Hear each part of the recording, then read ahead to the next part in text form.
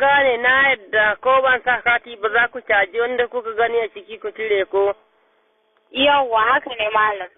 To yanzu ki diba yanzu to ya za a yi zan ƙaro rancen naira 100 in kuka hana ni kuma daga nan zan canza layin kawai mu samu dumukin da ku.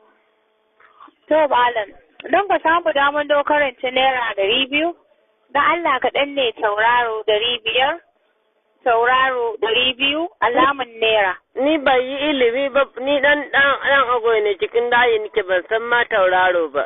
Ya zai yi tauraro wanda ki ga man da gwari in gane. Malam, ka ba ma wani wayan ka ya taimake ka dokar rancen da Allah.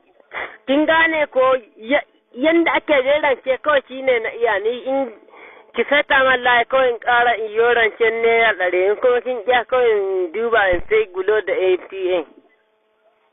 Za ka iya yin rancen ka malam, kana bukatar yin rancen ka yi rance da Allah. Daga wata jihar ne kana kiran mu? Ina jihar Kaduna. A cikaran hukumar da Allah a Kaduna? Wajen Rijana.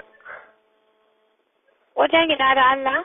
Wajen Rijana ba ki jina ne? Yalle ne wayo. Malam da Allah wannan rijiyar nan naka da kake fada tana a giwa ne so ba ne ko kubau? Mu dalla kire na ma hankali na ce maki Rijana ba ki san Rijana ba an yi Abuja? Birnin Gwari kenan? Uwar birnin Gwari dalla hanyar Abuja an ce maki. Wato nufi na shi ne menene sunan karamin hukumar da kake kiran mu malam? Kin san zuba? Ta gurin ne kake? Ina cikin zuba, gefen zuba. To na gode domin sanin bayanin samfurinmu da sabis da Allah na tauraro da 1 2 1 alamun naira a wayarka. Ban sawa da Allah ka kure na ma hankali ni na ku tsare ni hankali ne. Ku ta cire ma mutum kati kuma wallahi ku ka take ku bata man yanzu za mu samu matsala da ku.